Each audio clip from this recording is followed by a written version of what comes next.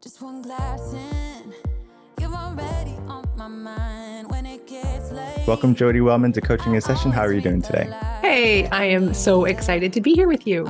I want to thank you so much for coming on, and I want to talk about the work that you do. So you are the founder of 4,000 Mondays, and for anyone who knows Monday, they're going to say, I don't like Monday too much, but I know the work you do is impactful, so I think they're going to like the work you do.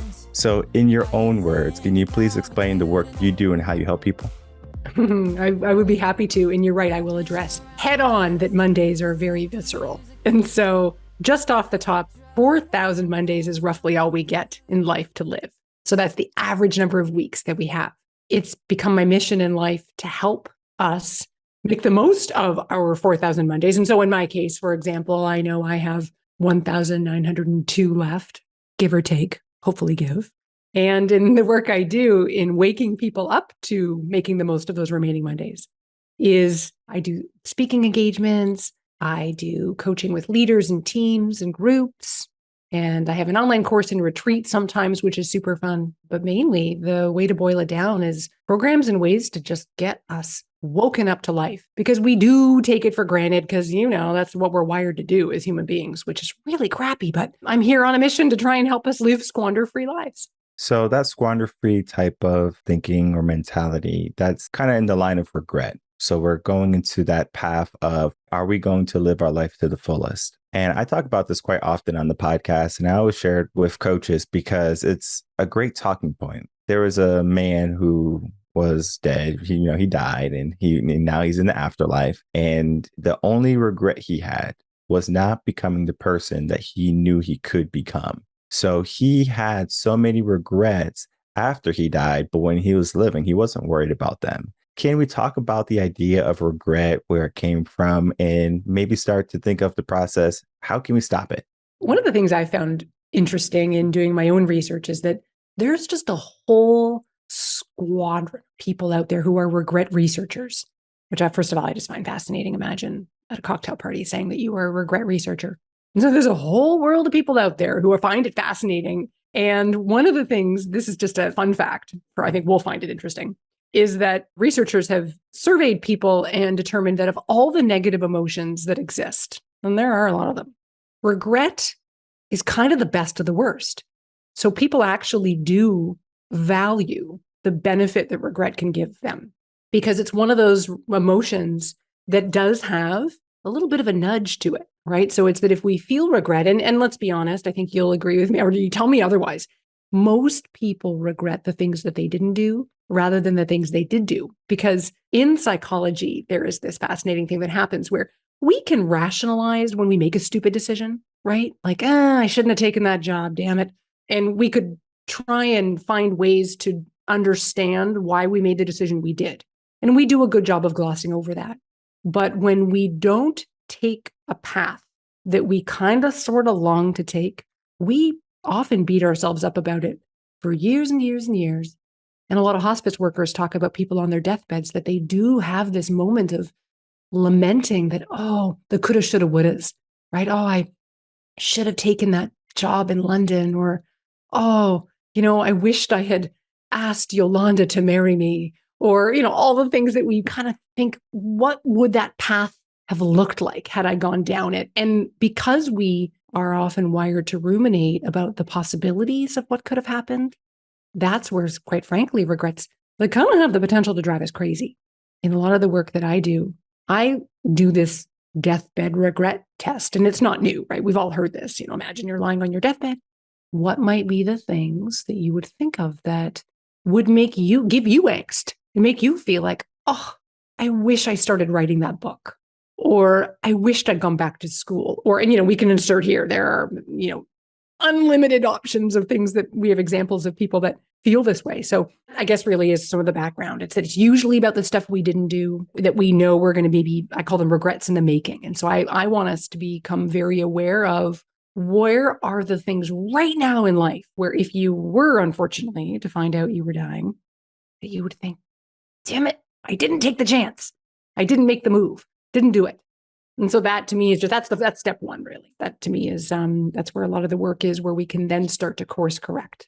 Regret is one of those dangerous things that people don't realize is there. Think of it like a snake in a bush, where it's like, okay, I know I have a limited amount of time in this world, but I'm not going to choose to pay attention to that. I hear the rattle in the bush, but I'm not going to not put my hand in it. So it's kind of like we know it's there, but we still walk toward it. We still are curious, like, okay, well, I'm going to keep doing what I want because I have tomorrow. And we always give ourselves this mentality of tomorrow. And I know that's one of the most dangerous things a person can do.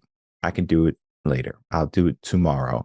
And they find out eventually a week has gone by, a month, a year, and they have not done it. And it's not until they either have a trauma or they say, I'm going to commit to this, where change starts to occur. And I wanted to talk to you about what type of change will a person have to go through to mitigate regret?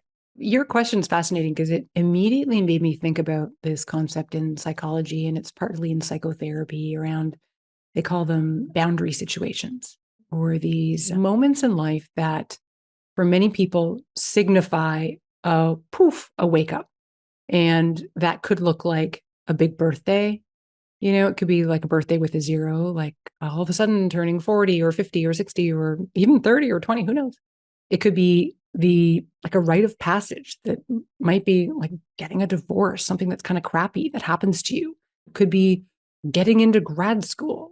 It could be a near-death experience, which is, of course, the land that I like to play in, because I work with lots of people who have woken up to life because they have found out that they had a pretty serious diagnosis, for example, or they had maybe a big accident and thankfully they recovered. And so these are the moments that can act as these sort of transition points that make us go, whoa, this attitude, like you highlighted, of I'll do it later. I want to do it now. I have good intentions. And we all know the road to hell is paved with lots of those. Mm-hmm. I'll get to it when I have more time, which, like, let's all be honest, no one's going to give us a big bucket full of time. Or I'll get to it when I retire, or just pushing it down the road. And so for many people, though, the turning point that happens when there's a kind of a big event in life, unfortunately, though, a lot of those events are things that we don't really love. Like I highlighted, it's often something that is a little bit dramatic or traumatic that does spur us to say, wait, well, I may not have as much time as I thought. And so now let me buckle down. That, I think, is like, that's where I get motivated, is to say, well, like, let's not wait until you turn a big number. What about this year? Or let's not wait until you retire, because quite frankly, you might get glaucoma and a bunch of other diseases that prevent you from going and doing the things you said you wanted to do when you had more time when you retire. But it's different, though, for every individual, because some people are perfectly fine with saying, you know what, I'll wait to that trauma, versus, okay, I'm in my comfort zone. I want to get out of it. I like to scrum it up to New Year's resolution mentality, where we say we want to do something, we start doing it, but then we stop doing it. It's just a mechanism for the body to conserve energy, because the body loves the comfort zone. The body loves conserving energy because that's what it's wired to do. We want to stay as docile as possible, in the sense of, okay, we're not raising our heart levels. We're not doing anything too dangerous. We are just kind of staying static. In that state of staticity, which is not a word, but if it is, I made it up. We are going to be not really pushing ourselves. And what I do as a mindset coach is I help people with the quality of their thoughts, which really has them ask themselves some questions, right? Are you happy? Are you really living the life that you want? Are you on the right path? And just to challenge what they're thinking. It doesn't have to be true quite yet, especially when you're younger. If you're younger, you might be thinking you want to be an astronaut, and then you go to NASA and you're like, I don't want to be an astronaut. So then you go, start your own business, walking dogs, and you love it every single day. So you might have this grandiose dream where you're saying, I want to do this, but you do it, and then eventually it doesn't happen because you tried it. Maybe you didn't like it. But then there's also the aspect of you didn't try it, the regret aspect, right? Do we hold off on our dreams? Do we wait until we have the perfect idea of what we want to do? And sometimes I think people, they wait too long, or they don't wait to see how they're moving before they take action. Let's talk about that, right? The two differences between someone who waits because they are afraid for regret, or someone who doesn't wait and then maybe regret a little bit later. And I know it's going to be interesting what you're going to say because it goes into what you said earlier. You're super spot on about people. It's not necessarily two camps, because there are, of course, people that, there's a gradation, right? It's like a huge spectrum of motivation and desire. And there are, let's say, a chunk of people, or many of us at different times in life, have these ideas. And there's this concept called best possible selves, where we do have ideas about this version of ourselves. And there could be multiple versions, right? There's a version of you that might be leading a big company, or there might be another version of you that is the very fittest, physically fit version of yourself. And sometimes you can combine those, but what happens is there's the concept on like the best possible selves. It's called lost possible selves. And it's when we come to realize that we haven't really made happen that person we thought we wanted to be. And so your example of the astronaut is a really great one, because sometimes we hold on to notions and like the childhood stuff we can usually get past, right? Like not being in the NBA or becoming an astronaut. We kind of get that those were dreams that might have been a little bit cocky maybe to begin with. But when we are adults and we do have this idea that I'd love to be an author, or I would love to be, insert here any dream that someone might have. It could even be, I'd love to be the kind of person that picks up and moves to Europe. That's a version of you that sometimes when we let it go by because of that, I'll do it someday, tomorrow mentality, then we feel like the ship has sailed. Because a lot of people, we probably both work with people who maybe are getting a little on in age and realize, I'm not going to pick up and move my family to Europe now. I missed that boat. And first of all, would challenge that, right? It's never too late to do the thing that you long to do. That version of yourself is still, I believe, largely possible regardless, because it just takes a plan. And most of us are resourceful and industrious enough that if we put our mind to it, we can do it, quite frankly, with the help of a coach who helps hold you accountable. So that's, I guess, the first thought that came to my mind when you're asking this. It's about the idea that we do give up on some of our dreams because we feel like the moment has passed. And I think there's a great quote by John Barrymore that a man isn't old until regrets take the place of dreams. And where is the transition point from a dream you have of a person you could be, or an element of who you could be, the kind of person you are, that you decide that's no longer possible for me? And then, well, first of all, how do you handle that? And then second of all, how do you challenge that? So that's maybe, one component. And then to your other thought about people who do take, quite frankly, a risk, because sometimes it is a risk. There's usually an element of risk that even is very small, but there's the perception that something could go awry, because that's, I think, where the fear does keep us small. And like you said, we do love comfort zones. I love my comfort zone. It's a very, very fleece-lined bubble. Like I love it. And I work really hard to bust out of it. I'm my number one client, right? Most people are afraid, and I'd love to hear from you with all your mindset work. It's the fears of rejection and failure and success, all the key points that make us think that if I take this small risk, even if it feels big, but about applying for that program at school, or asking someone out on a date, or doing a makeover and dyeing your hair blonde, or like it could be minute and it could be magnanimous. All these examples apply. It could be small or big. Again, I go back to, if you get up the gumption and you make the decision that this is the kind of life I want to live, and I'm going to do this one choice right at a time. And that really is all it is, one step at a time. If it doesn't go right, so let's say you do apply to school and you start a program and you realize, oh, this isn't for me.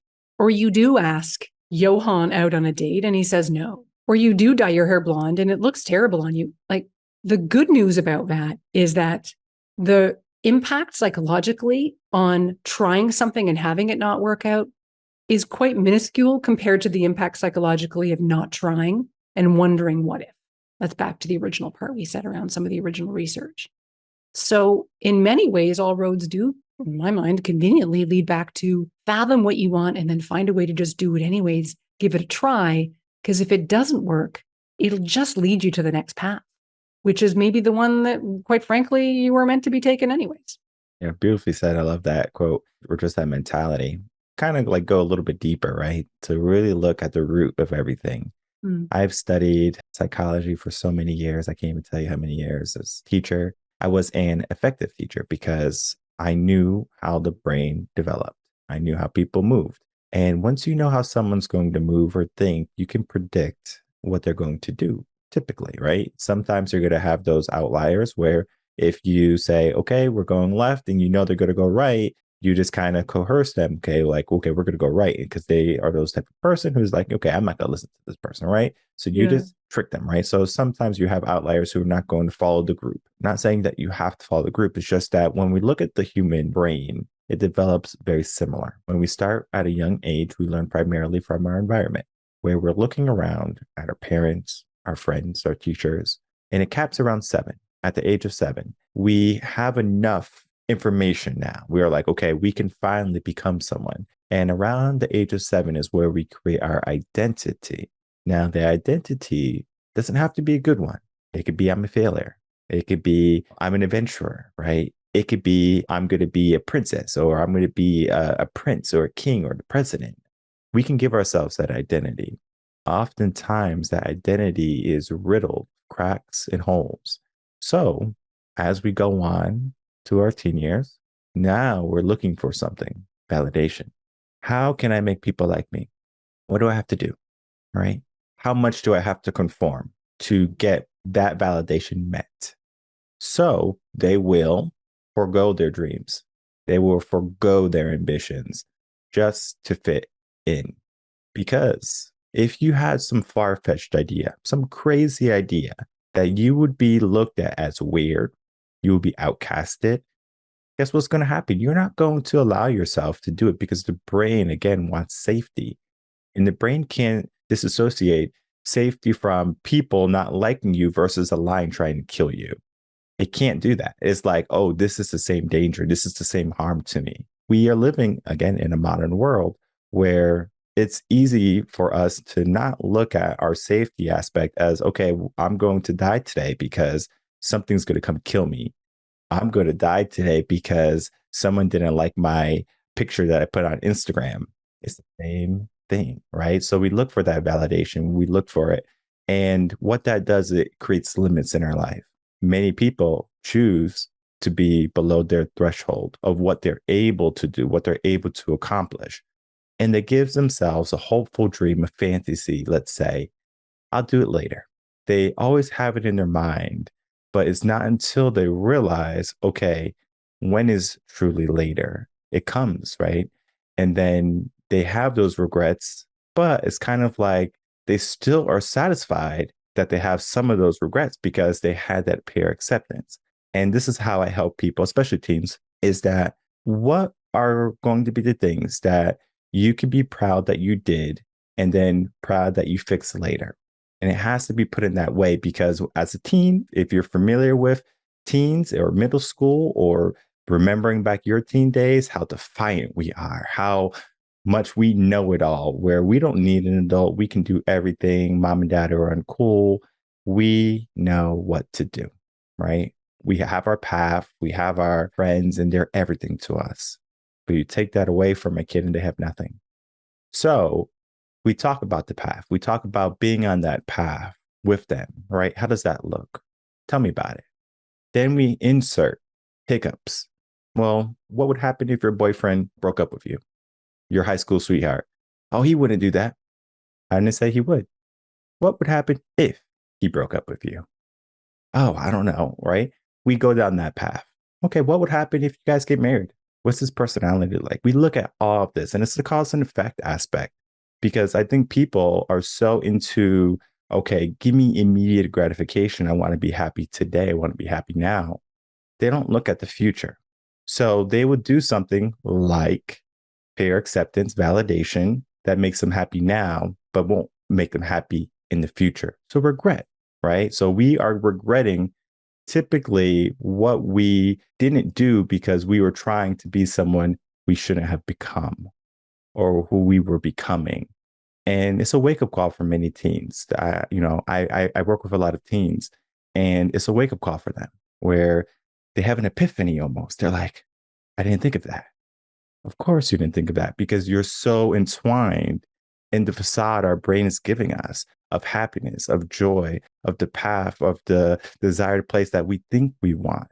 And oftentimes our fulfillment is not at the other end of our ideas, our ideals, not until later in life when we become more mature Now we have the ability to contrast different things. I tried being an astronaut. I didn't like it, right? Now, what do I want? And then we can really say, this is what I'm going to do. But we don't look back at those years of going to school, being an astronaut as, oh, I'm upset that I spent 4 years and I'm $200 million in debt. They don't care because they said that was the experience. Everything that they learned is helping them on their next goal or their next task. So what tends to happen though is that people go so far. I spent $200 million. I did all this school. I'm not going to stop now. But they're not happy, not fulfilled. What do you tell someone who's at that point where they feel so stuck that they would allow regret in their life? Your description is immediately making me think of a lot of lawyers that I work with. It does feel like there's a really repetitive theme with a lot of people that go through the motions of being in law school. And a lot of that is actually because of, quite frankly, parental pressure growing up. And you spend the bazillion dollars, you go through the whole thing, you get into a firm, and you now are in a machine. And it doesn't have to be lawyers, right? It just happens to be pretty common that many people go, whoa, this is not the life I want to live. It could happen in any profession. I work with people that are in the accounting field or insert here. It's any situation someone finds themselves because they either thought it was going to be a good idea, but they realized it wasn't, or someone else thought it was going to be a good idea for them. And so the undoing of that, I think, is a couple different things. There is, it's a book, it's sort of a trade book by Bronnie Ware called The Top 5 Regrets of the Dying. And the number one regret, according to her, is that people on their deathbeds, because she worked as a hospice nurse, felt like they regretted not living a life that was true to them because they lived a life that was really kind of for other people. And that's a lot of what you're talking about, right? Is that acceptance, whether it's for your peers or your parents or your whoever it is, or your boss. So sometimes it's just a matter, quite frankly, of noting that. They go, oh, wait, I don't want to be that person at the end in palliative care going, wait a minute, this life all these years was swept up in something that I wouldn't have designed for myself, right? So sometimes that's a wake up on its own. But then there needs to be some kind of discovery process. And you probably find this with a lot of your clients. And I find that there is a stark lack of self-awareness around, when you're unhappy, and that's actually a hugely wonderful signal, right? Like discomfort and malaise, or just quite frankly, like some people have experienced it as depression or anxiety or some kind of massive sign and signal, this isn't right. I had it in my own career 10 years ago where I knew I wanted to make a change. I was too scared to make one. I wanted a change to happen to me, which, inconveniently never happened to me. I had to make it happen. But people are often aware of what's wrong, but they don't necessarily know what's right to go to. So it's not like there is this, oh man, I just went to law school. I'm $200 million in debt, to your point. Now I'm trying to become a partner and I'm unhappy, but I know I want to become a veterinarian assistant. Like it's not necessarily, now, to be honest, there are people, of course, that do know, here's what I really long to do, but I can't because there's that limiting belief or story that they somehow can't go and do that. Most often, though, it's because there is this lack of awareness. And that, to me, provides this enormously fabulous opportunity to stop and do some digging. Say, well, what might be something that could bring you joy? Even if it meant that it might ruffle some other people's feathers, even if it meant that it might mean that, the sunk cost fallacy. This is so much of what you're talking about, is this perception I think a lot of us have that I spent all this money in school, or I've spent all these years building my career. I don't want to lose the footing that I have. Even though they're miserable, even though they want to stab themselves in the face, there's still this idea of, but I've invested all this time and I'm now at a director level, for example. And yet, yeah, if you want to make the change that might give you a shot at feeling alive again, it might mean making a change. And yeah, it might mean starting off a few rungs lower on the totem pole or the corporate ladder, or maybe reinvesting, maybe needing to get a loan and go back to school for the thing you long to do. But again, I think is that not worth it, rather than staying stuck on the train that you are on that you know is sort of like doomsday, you know? So number one, I think it's awareness that a lot of people feel at the end like, man, I wish I lived the life I wanted to live. And number two, if you don't know what that life looks like that you do want to live, golden opportunity to just take a personal retreat day, work with a coach like you or me or any great ones out there to stop and say, what might be something? And let me try and untangle this knot, because that sunk cost fallacy will sink a lot of our boats, because we do believe, well, I'm in too deep. I can't change now. Au contraire, I know so many people in their 60s who've gone back to school and gotten even a PhD. I know a woman who's fabulous who got her PhD in her early 70s. We can do things. We can make changes. We can live the life we want to live. No one ever said it would be a walk in the park. But you know what? I've never, and I'm fact checking myself as I say this. I've never met someone who has shaken things up and made a bold change, even a minor change, who has stopped and said, not that I shouldn't have done that. They're proud usually that they made the change, even if the change isn't perfectly positioned in round one. I'll just give you a quick example. A gentleman that I have worked with made a change from a very successful career where he was caught by the trappings of success, right? So the money, the title, the parking spot, all the things we love, he loved. And I want to make a change. So we made a change. And you know what? He was so excited that he made a change, and he moved over to an organization several levels down. And to be honest, after 3 months, he didn't love it, but he was so energized by the fact that he took control. He was in the driver's seat of his life again, and he really owned it. And he was empowered to be making these powerful choices again, not feeling stuck like he was for so many years as the controller of this company. He said, now at least I know I've got the formula. Now I know I'm going to make another change. And he made another change. And you know what? He's so fulfilled and alive in this new role that he's in. And it wasn't literally the next step he took. It was the second step. But that's the commitment to living a life that you love, is just taking the steps. So that sunk cost fallacy is something that really does hold us back, but it doesn't have to. And it's like, we are not going to regret the things that we do, but we will regret the things we don't do. So for him, he was going down that path and he was not happy. He's like, okay, I'm going to make a change. The first change wasn't maybe ideal for him. So he's like, okay, well, I can change again, right? That aspect of I can change. And he does, and he finds it. And I think so many people want first place without the training. They want happiness without the work. Looking at relationships, for example, a relationship is a lot of work. It is not easy. But if you want a happy relationship, if you want a successful relationship, you have to have the mindset to put in the work. If you want a healthy body, you have to have discipline. You have to have healthy eating habits. You have to have the mindset of wanting to put in the work. You have to want to change too. Because if you don't want it and that changes for someone else, you're never going to truly give your all to get it. And I find that many people who have this idea of it would be nice never get it. Because yeah, it would be nice, but what are you willing to give up? Your plush life? Are you willing to give up your sense of omnipotence? If you're like a CEO and you're this big head honcho, and then now all of a sudden you're sweeping floors. Be humble, right? That gratitude aspect can really open up who you are to who you can become. What I love about the work I do is that you can shake people, not physically, but you can shake them awake. You can say, hey, you're doing this. It's a blind spot. And we all have them. I have them. That's why I have coaches myself, because there's blind spots that you're not going to be able to see. You're going to think you're doing everything that you're supposed to do because, again, you're in your comfort zone.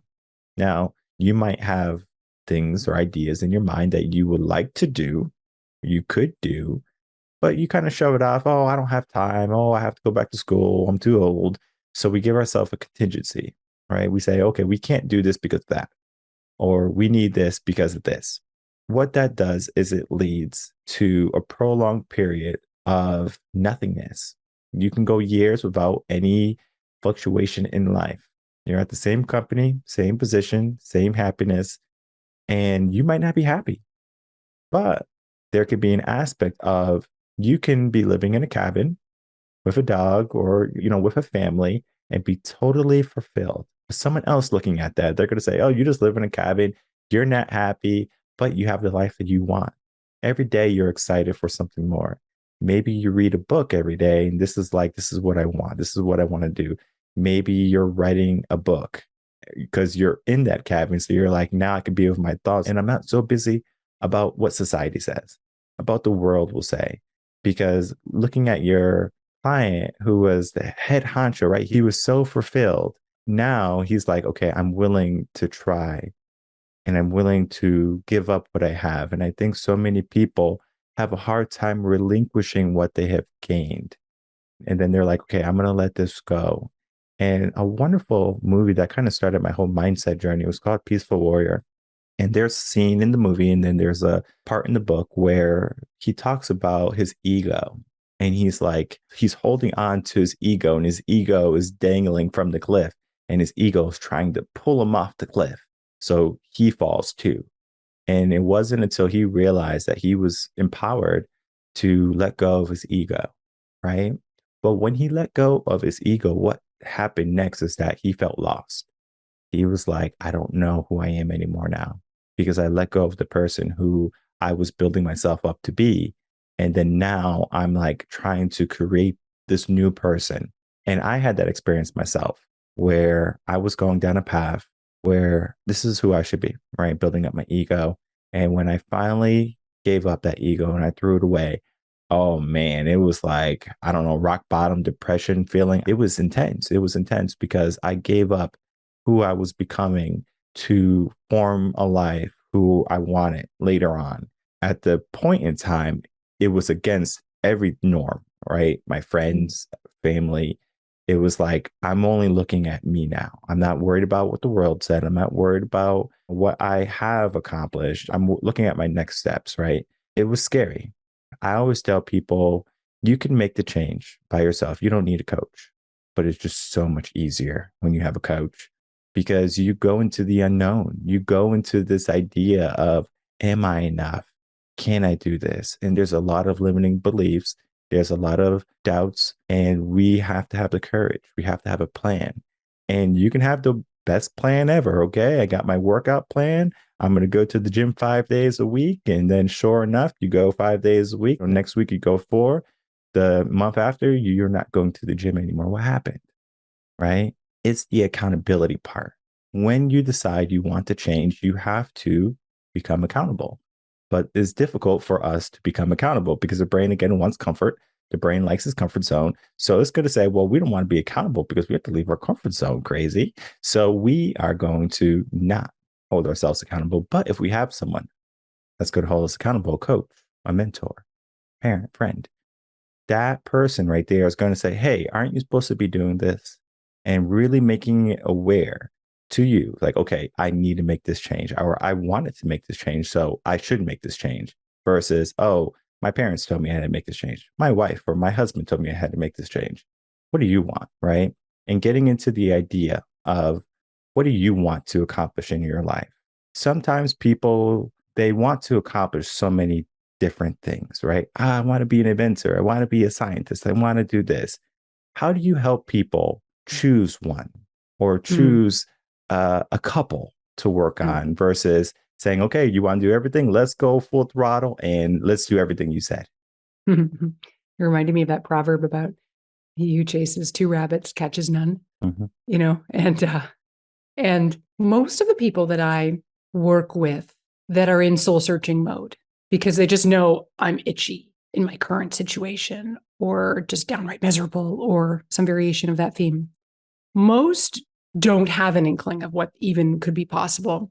And when they do start looking, sometimes it feels like then there's this burden of choice, or there's just, you know, so many options about, I don't even know where to start. And again, that's when we start telling ourselves, well, I don't have the formal training in that, or they look at a job description and then immediately, I mean, I think all job descriptions are designed to demoralize us because we never feel like we meet the cut. So often, just to be honest, most people are just, I don't know, there's a gaping hole around what I think I might want to do. And that's, again, back to that need for some exploration, which I think is just a super cool and fun thing to do, as long as there's some structure and it feels like it's reined in. And there are people like you've described that have this I want to do this and that and this and that. I don't know. I can be like that. I relate. I have a lot of people that I've worked with who are like that. There's this term for them. There's a book called Renaissance Soul, which is kind of neat, that it's this idea that some of us just have so many different interests and capabilities. And you know what? We could do technically all those things, now not at the same time. But my belief and my counsel really is that it is about, I like this idea about know for now.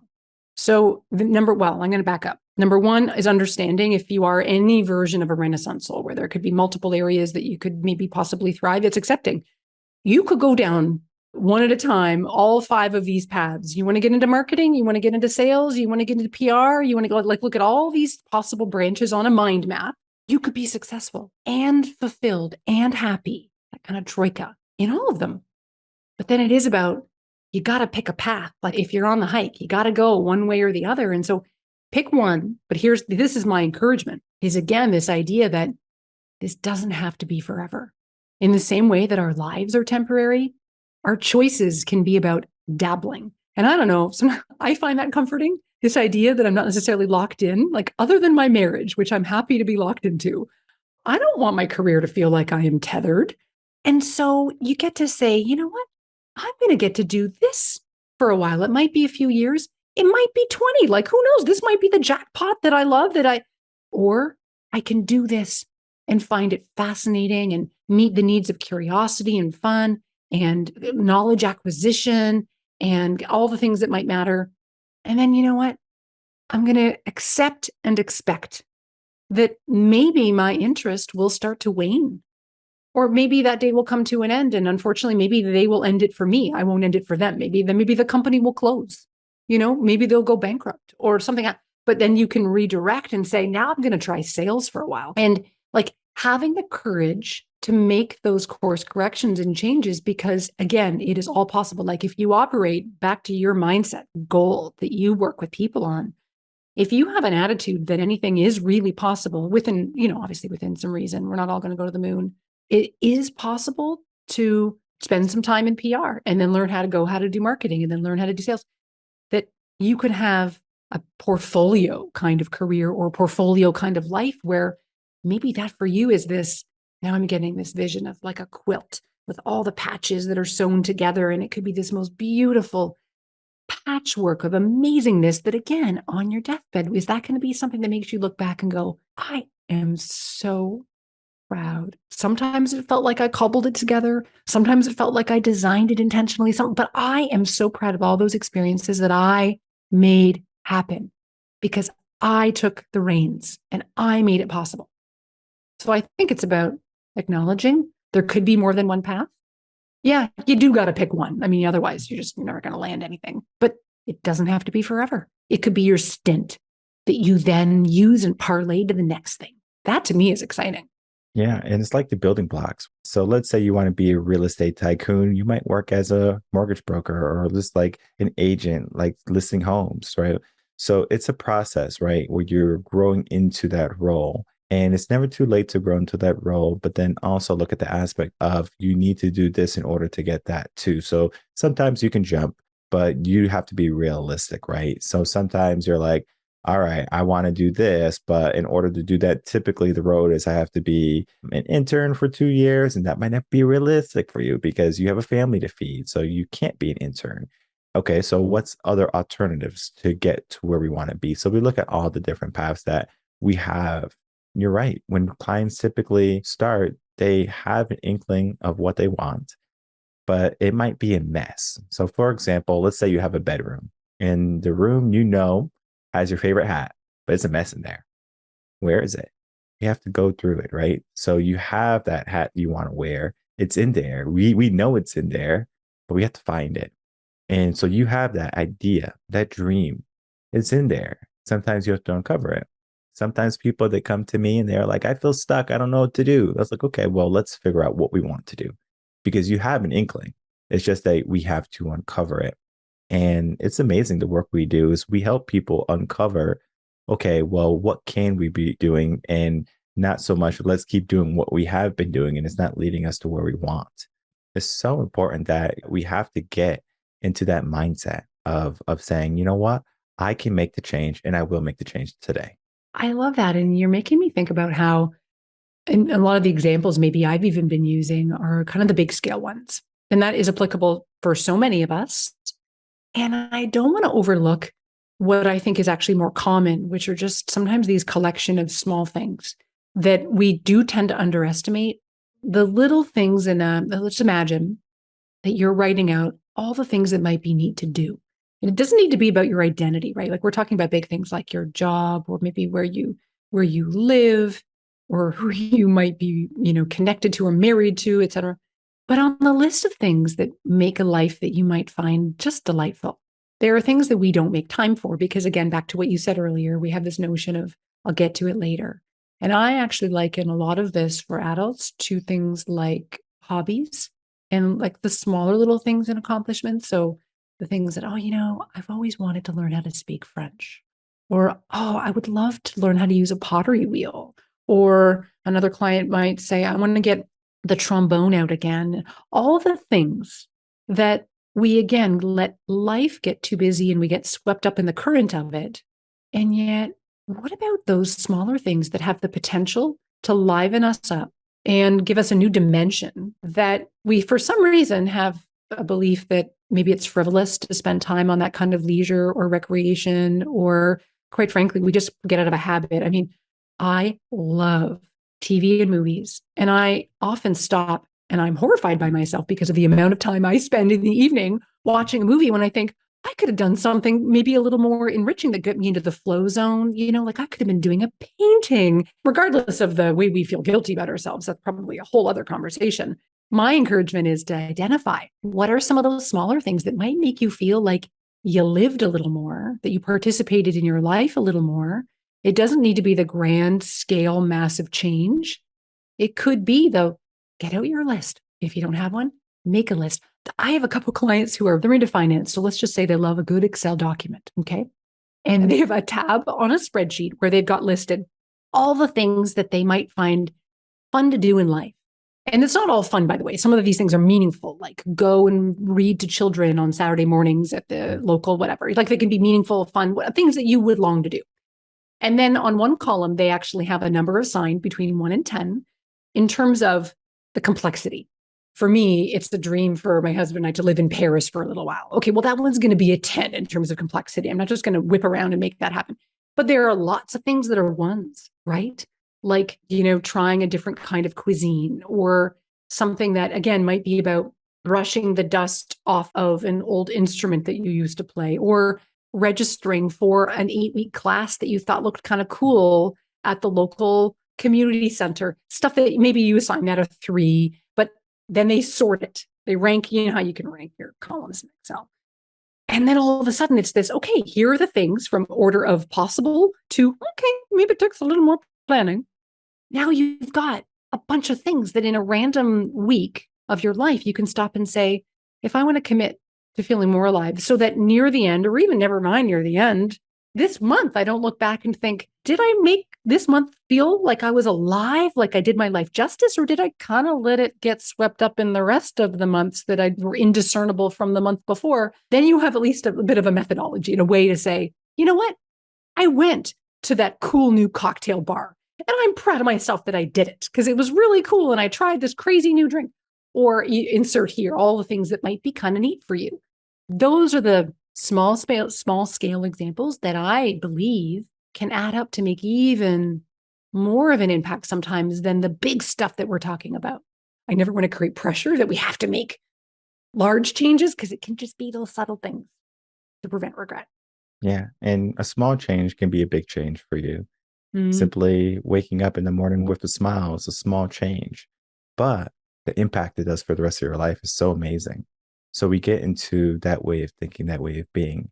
And I know the work that you do, with your company, 4,000 Mondays, is only the start. And the conversation that we had today is only the start.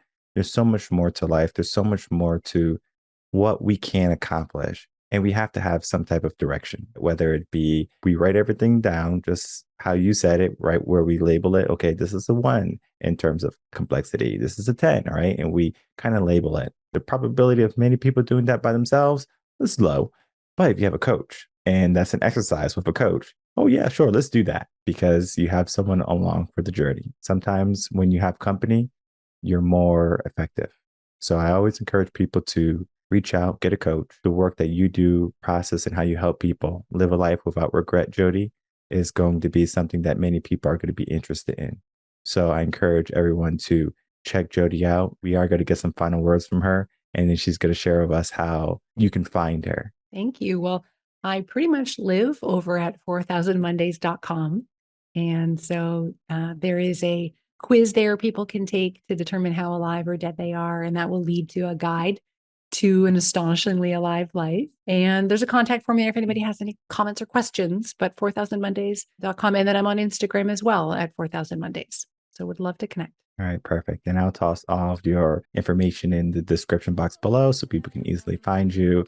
I encourage people to reach out and find you because our conversation today was full of wisdom, full of meaningful bits of gold, where if you start to take heed, regret is going to be mitigated later on. And we have the opportunity today because we are listening to this. That means you're alive. You can make change. And it's so important that you make the change rather than regret later on that you didn't make the change. I want to thank you so much, Jodi, for coming on. Huge pleasure. Thank you so much. Pleasure chatting with you.